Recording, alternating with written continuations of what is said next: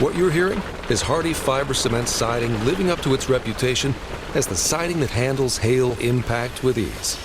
James Hardie knows how important a reputation is, especially when you're a contractor. That's why Hardie's siding withstands severe weather better than vinyl siding, with styles to match its strength. So you can be sure you're providing your clients with the best. Protect your reputation with exterior products by James Hardie.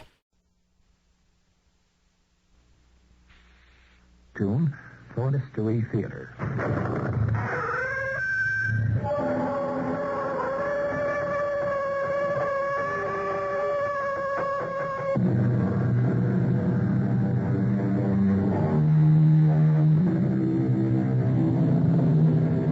Come in.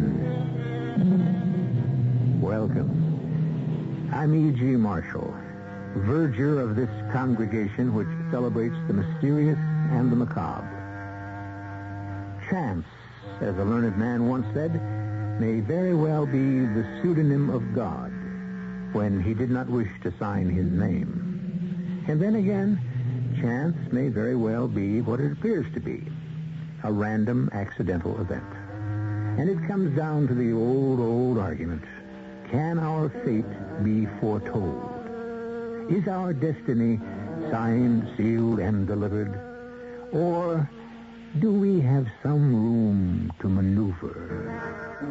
Our mystery drama, First Prize Death, was written especially for the Mystery Theater by Sam Dan and stars Norman Rose. It is sponsored in part by all state insurance companies and Contact, the 12-hour cold capsule. I'll be back shortly with Act One.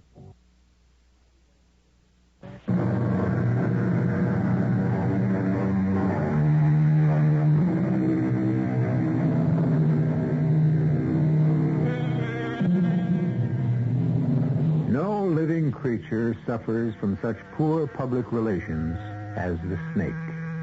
Oh, lately the shark is hated and feared, perhaps even more, but the shark at least deserves his reputation. Of course, things fell apart for the snake when he did the devil's job in the Garden of Eden. It's a pity to hear him constantly maligned, to have his name used to describe traitors, liars, and other scoundrels, especially those who insinuate their way into the victim's confidence. Well, we unfortunately cannot cure the ills of the world. We can only point out those which apply to our story. The snake of discontent has already begun to gnaw at the vitals of John Harrison Desmond, although John is about to deny it stoutly. Good morning, Eloise. Good morning. It's a lovely morning. Mm-hmm. Breakfast. What shall I have for breakfast? You may have anything you like. Mm-hmm. What has Millicent prepared? Nothing. She awaits your pleasure. She awaits my pleasure. This almost sounds as if I'm a feudal lord about to exercise my droit de seigneur. How about ham and eggs? You know what that means, don't you, Eloise? Oh, bacon? The lord of the castle had free reign as far as all the women who lived on his estate were concerned. Oh, pancakes? I suppose a captain of industry today, who is, you might say, the equivalent in power to a feudal lord, could actually demand and, for the most part, receive... John, I just don't know how you can be so cheerful this morning. Tell me, if you will, how this morning differs from all other mornings. Sure. Breakfast. Why don't I have a slice of ham, a rasher of bacon, and a single sausage, and one egg poached? There. Oh, John. Shall you communicate this intelligence to Millicent, or shall I? Oh, John, it's a shame. It's a crime. It's unfair. It's wrong. Darling, is something the matter? Oh, John, how could they give the prize, the Parkhurst Award? Oh, is that what's bothering you? Well, it has to bother somebody. Elwood Downard is such a nincompoop. Elwood Downard is an excellent sociologist. Oh, John, next to you, the man's an illiterate. Now, darling, you must listen. Please, none of your self-sacrificing nobility. Happy is that man who, being content with his work, his wife... Oh, no, please, no more of that dime store philosophy. The next thing you'll be doing, you'll be reciting, "Let me live in a house by the side of the road and be a friend to man." I think that's an excellent attitude. I give up. You are the victim of the most flagrant political maneuvering. You know, I may also have pancakes. Well, everybody knows it. It's rather more calories than I'd originally decided to invest in breakfast, but, well, I can skip lunch. And I give up. All right, let me just say this. Elwood Downard is a man of substance and stature. He's not in your class. That's not true. He was in my class. Oh, John, when I was really? teaching at the university. And since he was my pupil, his receiving the award is a compliment to me. You taught him everything he knows. You know, this is a silly and fruitless argument. Oh, you're too good-natured. Would you rather I was ill-natured? I give up. Ah, this time I hope you mean it. And furthermore, what's the use? Yeah. Now, have you finally subsided? Good. Darling, I know my worth. I know my value. But- No, you must listen to me. But I know what you're going to say. Fine. And there's no need for me to say it. You're going to say, I don't care for the opinions or the Well, if ideas. we both know what I'm going to say, It is enough for me that I do my work. History shall assign me my place. Yes, that's about what I was going to say. But by the time history gets around to you, you'll be dead. Well, then it won't matter very much, will it? The Parkhurst Award, it's even more prestigious than the Nobel Prize. Yes, and I never won that one either, did I? John, you have to get in there and fight. Darling, I am not a pugilist. I give up. Please do, even if it's just for a little while.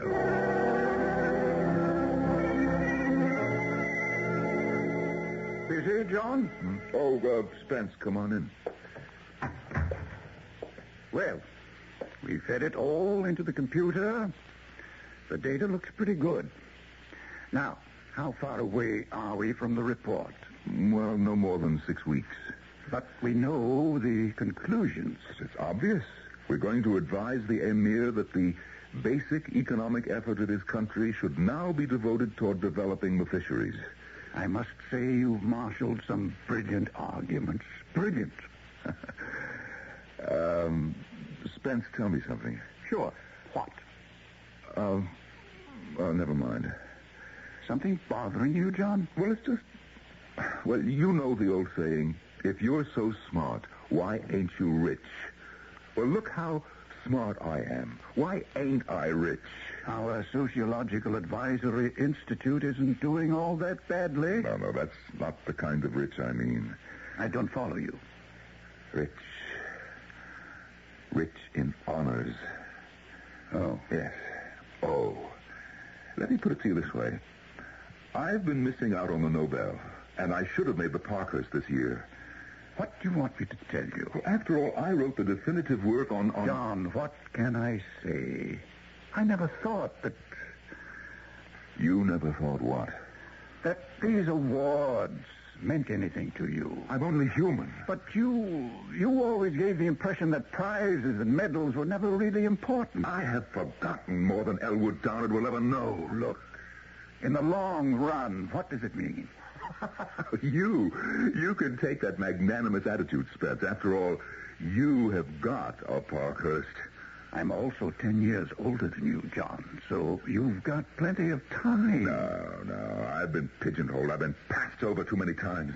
It's the younger men who'll be considered from now on. John, what does it matter? What does it matter? 50 years from now, 10 years from now, next week, will it make any difference? I am the top in my field. Nobody who really knows would dispute that. Then why have I been constantly overlooked? It simply isn't fair. No one ever said the world or life itself is fair.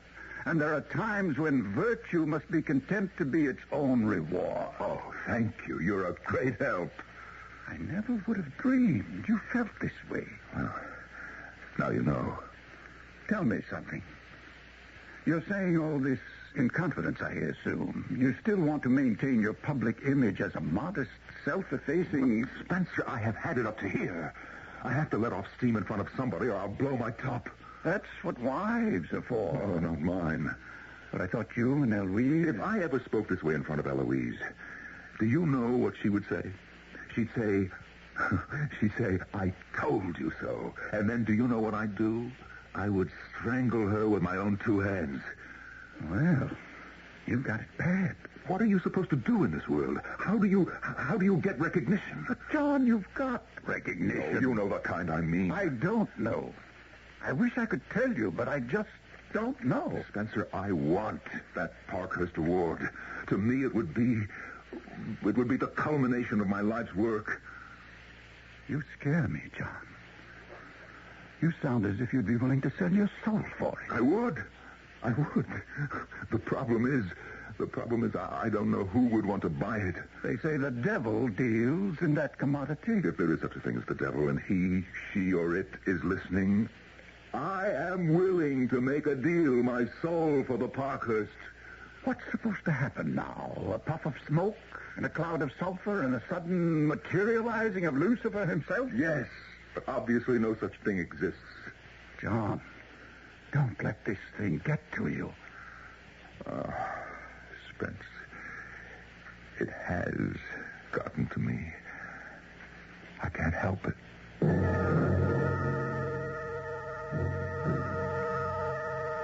Mr. Strickland, we have two names for you. Dr. Peter Spencer and Dr. John Desmond. And who are these gentlemen, Mrs. Poole? Well, they run an organization called the Sociological Advisory Institute. Mm-hmm. Yes, it's one of these extremely prestigious research centers and think tanks. They will make the recommendation that will decide the future direction of the economy of this small country that seems to be of such interest to you. And do you have any ideas to the direction of the thinking? Oh, yes. We have an agent in their data retrieval section. Yes, it seems clear at this point that they will advise the Emir to develop a fishing industry. Oh, that's exactly what we were afraid of. That's what you paid me to find out, and now you know. We must find a way to convince the Institute to arrive at a different conclusion. My associates and I would like to know which member of the Institute will be instrumental in making the decision. In order that you may do what? In order that we may get him to change it. I am familiar with your methods, Mr. Strickland. I don't think violence can serve your purpose. Neither do I. Oh, bribery? Well, I am not sure you could buy either Dr. Spencer or Dr. Desmond with money. Again, neither do I. But surely, Mrs. Poole, you, of all people, should be aware there are many ways to buy a man. And usually money is the least important. What are you talking about? John, be reasonable. I hate his guts. That's not your image. I hate my image. It's the one you've had all your life. It's too late to change now. I refuse to go to a party that will honor Edward Downard. You'll not only go, you'll give it. You'll be the host. Oh, that'll be the day. The day. The day will be a week from next Wednesday. If you think that He's your old student, and you're happy for him, and so you're holding this reception. No, never. Then count on this. You'll never get the Parkhurst.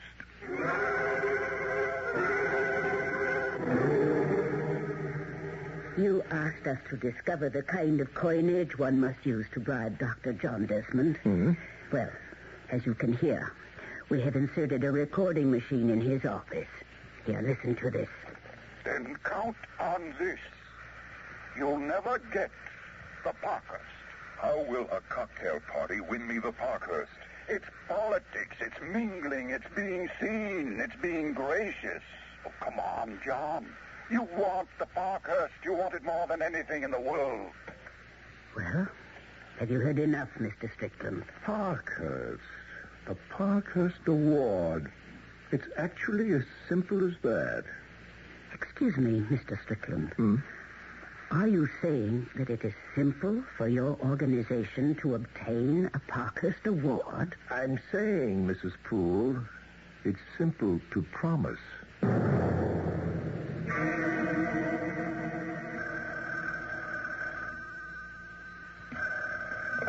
Yes. Who? Well, does he have an appointment? No, I can't see anyone today. Besides, what is there that I could do for him?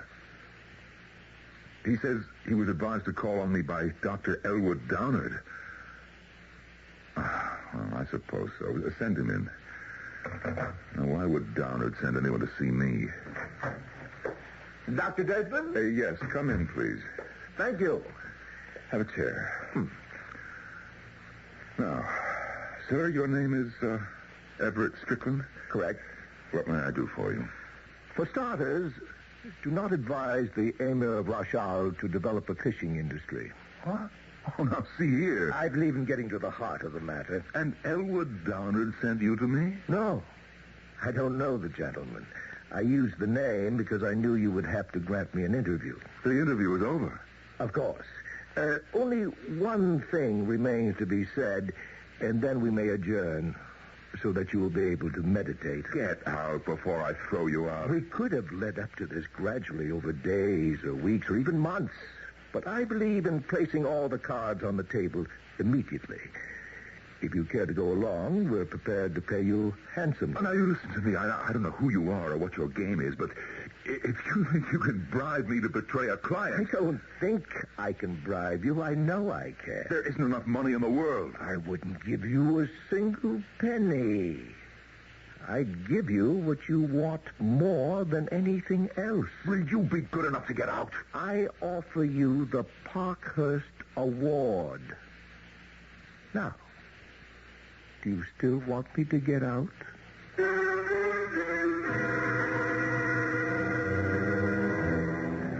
A man of few words, this Mr. Everett Strickland, but every one carefully chosen, like a precious stone. And further, like a precious stone, each is highly polished. I offer you the Parkhurst Award. 6 words that shine like 6 gems. And does Dr. Desmond buy? You should know by now that you don't find out things like that until we arrive at the second act.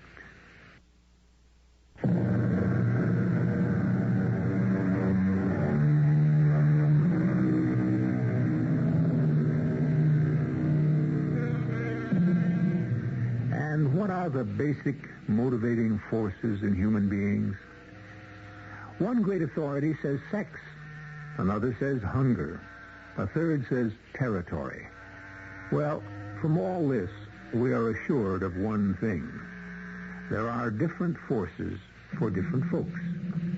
At this time and in this place, what motivates John Desmond is what Shakespeare would call the bauble reputation.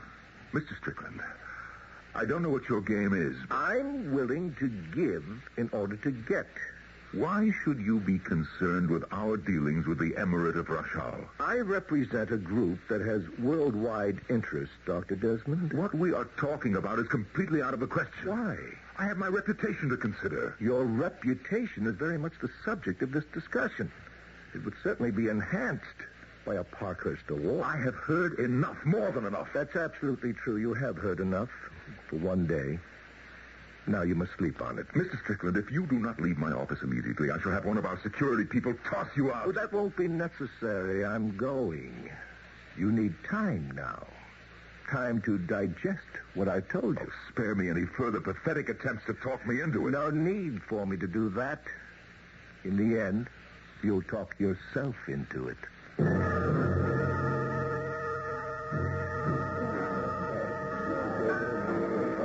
This should have been for you, John. Darling, why don't you have a canopy and a drink and just enjoy yourself? That speech of yours, that eulogy to that nitwit Woody Downward. His name is Downard. Oh, Downward, I have a husband who's content to play second fiddle to his inferiors. Oh, here comes the great man now. No doubt he intends to patronize you. I'm going to get lost in the crowd. Eloise. Oh, well. John? Oh, yes, Elwood. Thank you for this very cordial affair. Well, it was my pleasure, Elwood. There's a plan afoot to establish a series of seminars to be held in Washington, the Elwood Downard Research Series. It would be attended by top people in government and education. The Elwood Downard Research Series. Of course, my name guarantees the success of the project. Oh, yes, I'm sure. I'm assembling a panel to run the thing, and I may have an opening for you. An opening? You could do yourself a lot of good, John.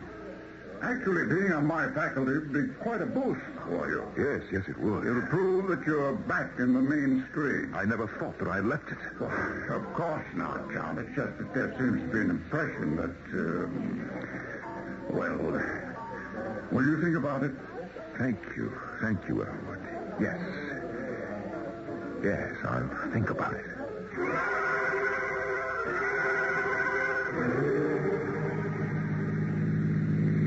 What was I thinking of the whole evening? I'll tell you. I don't believe I asked you, Eloise, dear. You should have been the guest of honor at that party. You should have been the Parkhurst medalist. Why are we stopping here?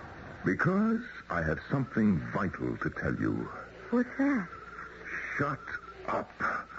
John. I don't know any other way to put it. I don't want to hear another word about Elwood Downard or Parkhurst prizes. But John, darling, I'm only trying to... I know you're only trying to inspire me. Well, is that bad? In this case, it can lead to a catastrophe. John. You want me to have recognition, fame. Well, is that so terrible? These things are not to be, and they're not for me. I won't have you talk that way. Well, I must. Do you understand? I must. You have no right to give up. Eloise, do not weaken my resolve. What resolve? I am willing to accept the hand that has been dealt to me. Please don't make me dissatisfied. But I'm only trying You keep saying that you're only trying. And I must tell you to stop. Just stop right now, right here. Never, Eloise, never say another word to me about winning an award. But I don't Let's understand just leave it at that. Don't push me. I'm having a hard enough time as it is. John, what do you mean you're having a hard time? Eloise, the discussion is over. For good.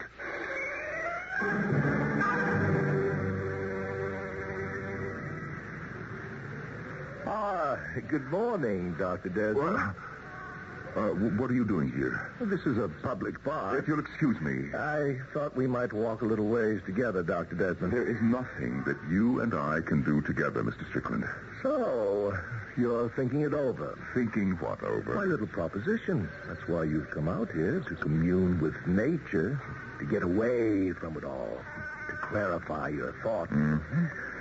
Tell me, why do you wish to change our recommendation? Because it makes a great deal of sense. Well, in that case, I would think that the government... You see, we want the present government to fall. Why? So that friends of ours might take power. Who are these friends? Is that important? All that matters is the Parkhurst Award. And the committee is even now considering next year's medalist. I see. Well, assuming, for the sake of argument... Yes? What is it that I could suggest in all practicality? Why, the practical solution is the obvious one. A program of agriculture. Cultivation of wheat. Well, it may be obvious, but in the long run, it cannot solve the problems of self-sufficiency. Your solution to use the offshore waters and the inland lakes is an inspiration, but it's premature. Oh, but still, it's the only real hope for the salvation of the country. Would you like to win the Parkhurst? Oh, I would never consider such a bargain. Never. But, well, listen. I mean, assuming for the sake of argument, just suppose. How could you guarantee that? There are 5 members of the selection committee. We control 3 of them. The majority. What do you mean control? Or let us say we are aware of certain intimate details in their lives which could cause each of them no end of embarrassment. Ah, you could blackmail them. In a word, yes. Oh, well, I could never consent to such a thing as... You need that award, Dr. Desmond. Unless, of course, you want to be patronized by Elwood Downard for the rest of your life. It's a rather cruel world. Ability simply isn't enough. The lily has to be gilded. Well, it's your decision. Well, now, listen, not that I could even consider such a thing, but how could I be sure? An extremely important question. We will deposit the sum of $1 million into your account at the bank of your choosing. If we are unable to deliver the prize, the money becomes yours. Now, surely we don't intend to lose that kind of money. And you can guarantee that prize? We know for a fact that Silas Halverson, one of the committee members, had an unfortunate encounter with a young lady during his youth. That Professor Emery Winston... No, please, I don't want to know about it. Well, Doctor, what is your answer?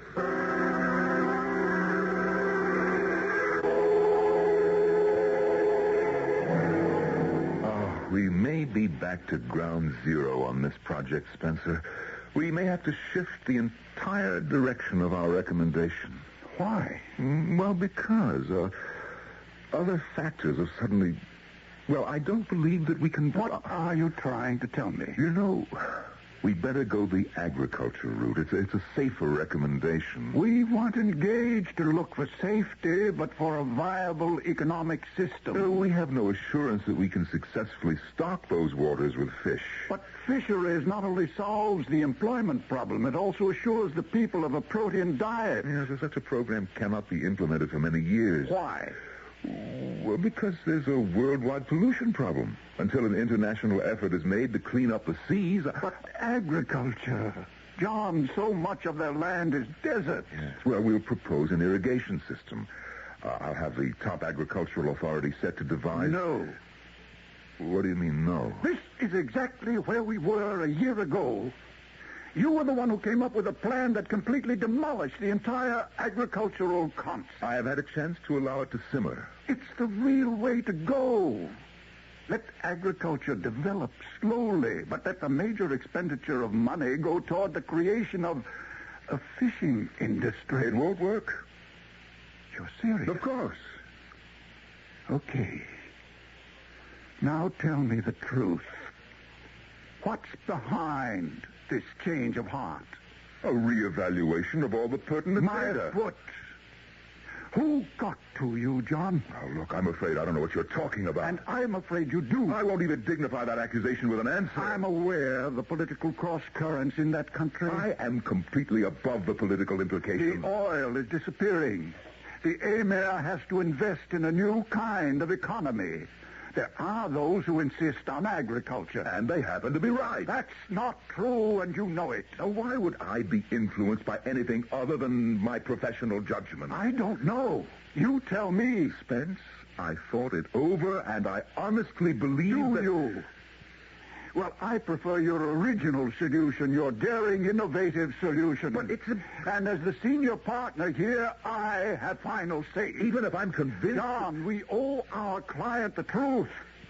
And the report we will ultimately deliver is the one that is concerned with the truth. You cannot pull rank on me, Spencer. Don't force my hand, John. I'll submit an independent set of conclusions to the Emir. Then in that case, I'll pull more than rank. I'll pull prestige. I'll flaunt my Parkhurst Award. You don't have one, remember? And I'll tell you what else I'll do. I'll hire Elwood Downard to put his name on the report. Another Parkhurst medalist. You couldn't do a thing like that. Don't force me. And, of course, Downard will get all the credit for the fisheries idea. Anyone who may have thought he lucked into the prize before will now admit he's a genuine genius. But, Spencer, I am sincerely convinced you're not. that... Somebody got to you. Who and how, I don't want to know. But I'll save you in spite of yourself.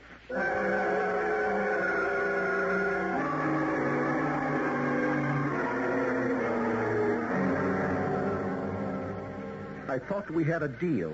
Yes, so did I. So what's the problem? It's not a what. It's a who. Yes? Tell me about him. My associate. Yes? Well, he won't change the report. Why not? He likes the original concept better. Well, can't you convince him? No. You're sure? Dr. Spencer is a very stubborn man.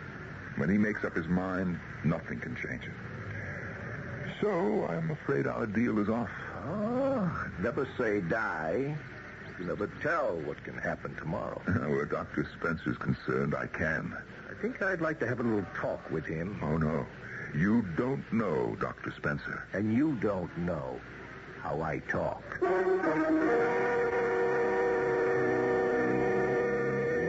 How does he talk? So far, he always seems to have what everybody wants. He has no trouble selling his programs. A most persuasive man is this Mr. Everett Strickland.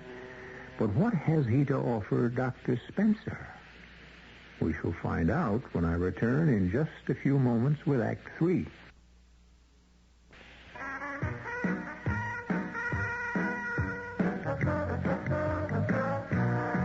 New York in the 1890s.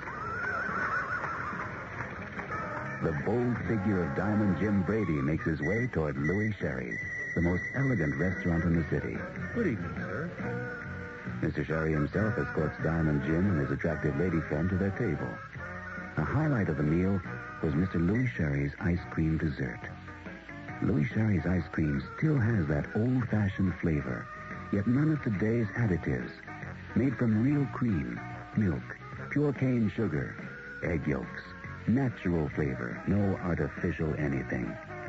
You'll see that we haven't lost our taste for old-fashioned elegance. Mr. Louis Sherry's ice cream, the natural flavor of the 1890s in the 1970s.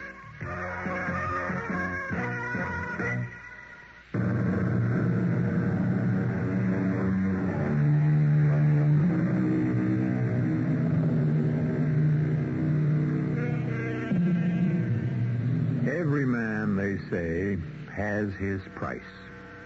The tag on Dr. Desmond has already been displayed. It is the prestigious Parkhurst Award. Now it has become necessary to buy Dr. Spencer. How much does he go for in the marketplace? Well, Mrs. Poole, what can you tell me? Nothing, I'm afraid. I can't believe that. Oh, why not? Every man has an Achilles heel. He has to be vulnerable somewhere. Ordinarily, I would agree. But Dr. Spencer is evidently the exception to prove the rule. What does he want? He's satisfied with what he has. What does he want to keep hidden? I tell you, he has absolutely no vulnerability. Then perhaps another method of handling the doctor is indicated. I'm sure of it. I shall return your guarantee, Mr. Strickland. Why? Because I cannot keep my part of the bargain. Why not? Dr. Spencer's mind is made up. That's true. He has me effectively blocked from presenting a different report. That's true, too. Well, then, what are you saying? I'm saying that we shall endeavor to unblock the good doctor. How? How do you think? Well, I haven't the faintest idea. Oh, yes, you do. You foresaw this moment from the split second you decided to accept my offer. Oh, which moment? The moment in which you would know that Spencer has to be killed. Oh, no. Did you actually think Spencer would allow a 180-degree turnaround? I had every confidence in my ability to convince him. Play with the truth if you will, Dr. Desmond. Lie to yourself if you must. Do whatever is necessary to placate your conscience. But please, respect my intelligence. Well, I won't stand for murder. You will eventually. The deal is definitely off. You'll talk yourself into it eventually. Oh, no, never. You may have lost your freedom of operation. I don't understand. You may have to kill Spencer. I may have to kill him. Are you mad? In self-defense. I can't believe that I'm having this conversation. Spencer isn't threatening my life. In a very real sense, he is. Listen to this tape. What's behind this change of heart? What? That's Spencer. Where did you... It's a tape of the conversation you held with Dr. Spencer in your office. How did you ever get that? We have your entire conversation. But listen to this very illuminating line. Somebody got to you, John. Who and how, I do not wish to know. But I'll save you in spite of yourself. Now, consider the implications of that statement. Dr. Spencer questions your integrity. He's convinced you've been bought off. He's convinced of no such thing. If you like to whistle in the dark, go ahead. But the partnership of Spencer and Desmond is coming to an end. And you know it. And soon everyone will know that Spencer threw you out. That's not true. That's... Now or later, Dr. Desmond? Now or later what? When do you intend to accept reality and see what it is that you must do? Oh, I could never agree to murder, to the killing of anyone. Go ahead. Tell yourself. For any reason. That's a noble sentiment. At any time. Once again, take a while, as long as you need, to talk yourself into it. How's that final chapter of the report coming, John? Well, I'm working on it. I'm sorry. We had those words. Well, Spencer, it was just a review of the facts of life. What facts? Oh, there's an old Civil War saying, them as has gets. Meaning what? Meaning it's not what's in the brain, it's decorations on the chest. I see. The fact is that I know more than you and Downard put together. But what do brains have to do with it? You have the credentials, and that's enough to put me in my place. I never realized that credit, honors, prestige mean so much to you. You mean you never thought that I was human? I'm sorry, John. So am I, Spence. So am I. How sorry, you'll never know.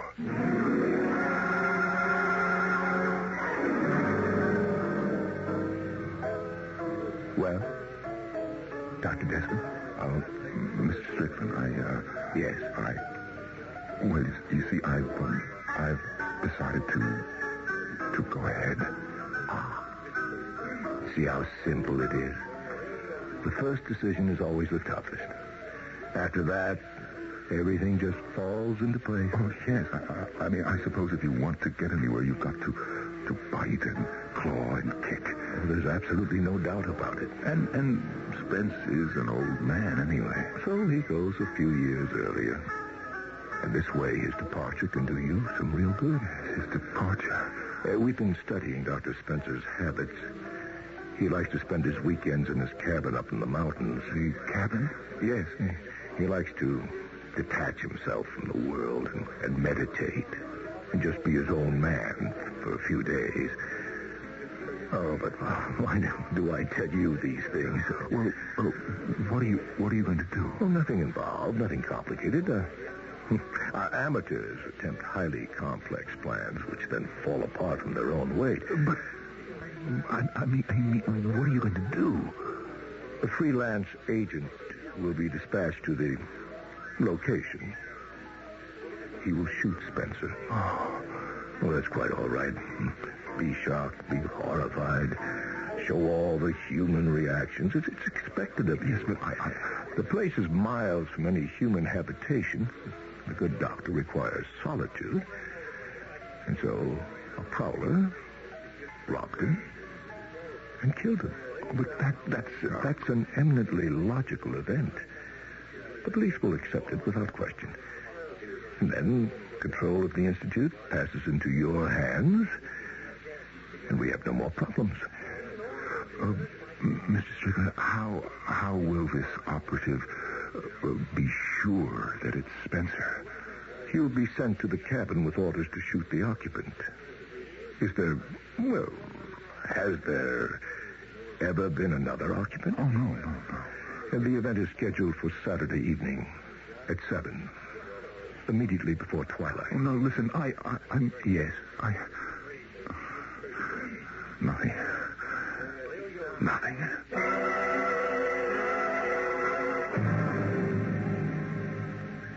Eloise, what time is it? 3:00. John, what's the trouble? Nothing. I don't know why you just want to sit indoors on such a glorious Saturday afternoon. Well, I just feel like sitting indoors. Is there a law against it? Oh, excuse me. What time is it? I just told you. Well, tell me again. It's almost a minute after 3. John, please tell me what's wrong. Darling, something is wrong. No, it'll wear off after a while. What will? Oh, forget it. Well, this is no way to have an intelligent conversation. Who says we have to have an intelligent conversation? Who says we have to have any kind of a conversation? Well, excuse me. What time is it? 1.5 minutes after 3. Do you want some coffee, tea, a drink? John, I'm afraid I'll have to break a confidence. Eloise, I don't feel like a conversation just now. And I'm going to do it because I know what's eating away at you. You do? Yes. The lack of recognition. Oh, please, I just don't have the heart. And I'm going to tell you something. But look, honey, next Saturday you must pretend to be surprised. They'll be here. And it'll be a kind of a testimonial. Eloise, I don't feel like... Spencer and Elwood Downard. Elwood Downard here? Why? Your friends all got together. They felt the rest of the world should know what was no secret among your colleagues, that you are really the trailblazer, the pathfinder. What are you talking about? So, releases have already been prepared for the press, and everybody will recount how much he owes you. In other words, to put it this way, they will all admit you are Big Daddy. Oh, I don't believe and for some reason, you've been overlooked. And that bothers people like Downard and Dr. Spencer, and they want to set the record straight. That's what next Saturday night's affair is going to be all about. That isn't so. You know how Elwood patronized me at the dinner we gave for him. Well, he called me later. He apologized. He said he didn't realize it could be interpreted that way. All he wanted to do was help call attention to Good it. Lord. Oh, good Lord. What time is it? It's now 3:05. Spencer, did he leave for the cabin yet? John, I don't understand. What are you doing? Who are you calling? He has got to be home. He just has got to be home. Oh, Spencer. Spencer. Answer it, Spence. Please be home. John. Answer it. John, you're not well. I know it. He isn't home. Of course he isn't home. You know perfectly well he's never home on Saturday afternoon. I have to talk to him. We'll call him in the country. How can I call him in the country? He has no telephone. John, if you spill the beans about next Saturday night, I'll never forgive you as long as I live. Now, listen, I'll have to go up there. I'll just have to go up there. Where? It's the only thing that I can do now. I can't do anything else. John, where are you going? John!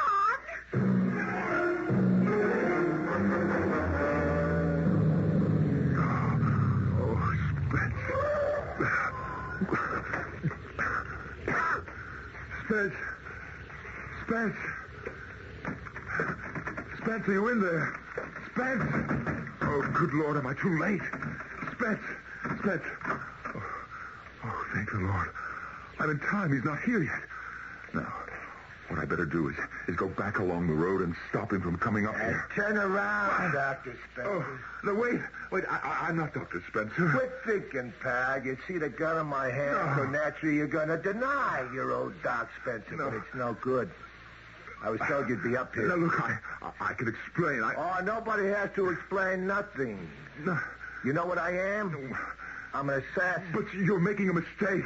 I could have shot you in the back just before. Look, try to understand what I'm saying. Ask me why I didn't shoot you in the back. I'll tell you. It's because a man should make his peace with it. Well, whoever, whatever he believes in, just before he goes. No. Now, you got 1 minute. No, please. It's the tradition of the But I tell you that I am not. Is that how you want to spend the last minute you got in the world? You're making a mistake. Don't look at the gun. Just close your eyes. I'm very good. Oh, please. I'm very professional. You won't feel a thing. You won't know a thing. Hit the ground! John! John! I'm not dead. Spence! This man, who? I'm afraid he's dead. But he was going to kill you. Oh, Spence. The first prowler, the first robber we've ever had out here. I'm afraid to look closely. He's dead, isn't he? Yes. Yes, he's dead, Spence. Lucky I was out hunting and I had my rifle. Oh, Spence. Can you ever forgive me? Forgive you for what? Well, you see, I had a moment, a very bad moment. But it will never happen to me again. No. Never again.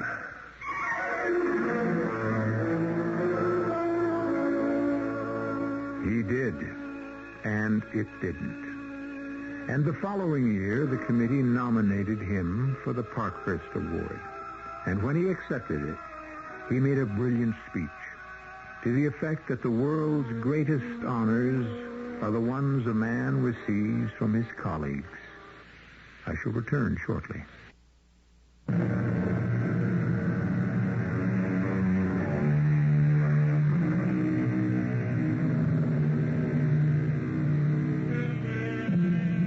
It's a thin veneer, this coating we have of civilization, and sometimes it can be rubbed off quite suddenly.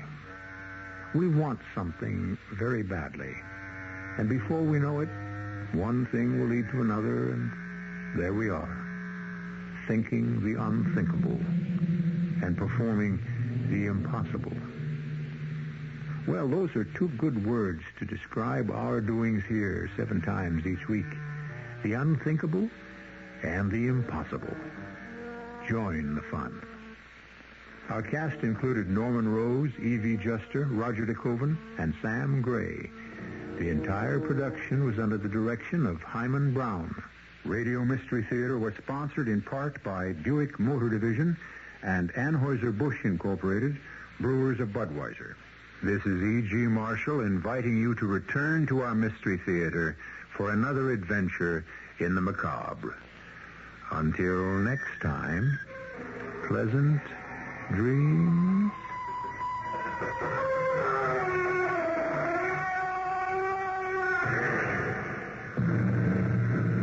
Tonight's Mystery Theater was also brought to you in part by ShopRite Supermarkets, where you get a lot more for a little less. Bettering your business takes working with the best.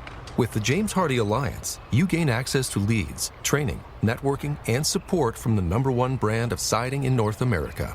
Achieve new levels of success by joining the James Hardie Alliance today.